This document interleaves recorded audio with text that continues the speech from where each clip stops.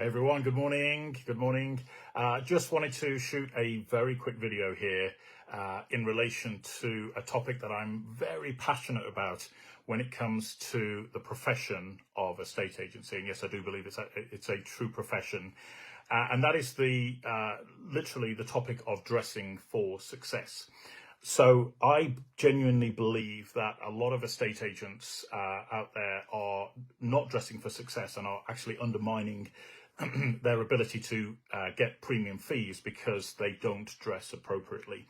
And the parallel I will give you is if you were to go into a Rolls-Royce showroom, for example, and you were going to spend 250 or 300,000 pounds on a car, one would expect that person to be dressed appropriately, whether that's in a three-piece suit or not, but you wouldn't expect them to be in, a tracksuit or jeans and trainers and that sort of thing. And it's about setting that professional standard. And I'll give you a parallel from my own life, which is I used to compete against an old boy estate agent many years ago. And this guy was a true professional. He's also a true gentleman.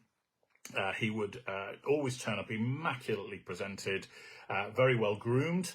He'd turn up in his classic Jaguar, usually to appointments, and I always used to dread going in after he'd been in there because you knew that he was going to walk away with the business. And as I say, he was not only immaculately presented, but it was his profession, and he genuinely felt as though he ought to set that minimum aesthetic standard of dressing like a true professional, turning up like a true professional, speaking like a true professional, and ultimately giving the clients the confidence they needed that he was the right guy for the job. And inevitably, he always won the instruction, okay? And not only that, he always won it at a premium fee.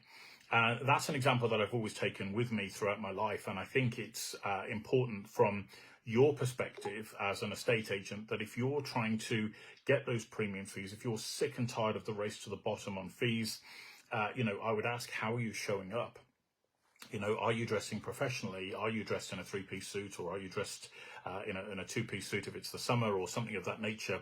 Or, are you dressed in what I'm seeing is quite the trend now, is those sort of polo shirts or linen shirts, or what is it now, the trousers that are just a little bit too short, and those floppy bottom shoes. And I just don't think it's showing the right approach as far as being a true professional is concerned. And some of you might be sitting there going, well, yeah, but Silas, that's great and everything, but what if I start dressing like a true professional and I actually, all of my competition are dressing like true amateurs? Well, that's great in my opinion. You want to be setting that standard. You want to be setting that that confidence level in your clients that, yeah, you are a true professional and you dress for success and you're showing up like a true professional. That is absolutely my take on it. And, if you're thinking, well, what if I start dressing like a true professional and I look like a bit of a wally because nobody else is doing it, or, I'm still not getting those premium fees? Well, my response to that would be, are you playing the part of a true professional estate agent?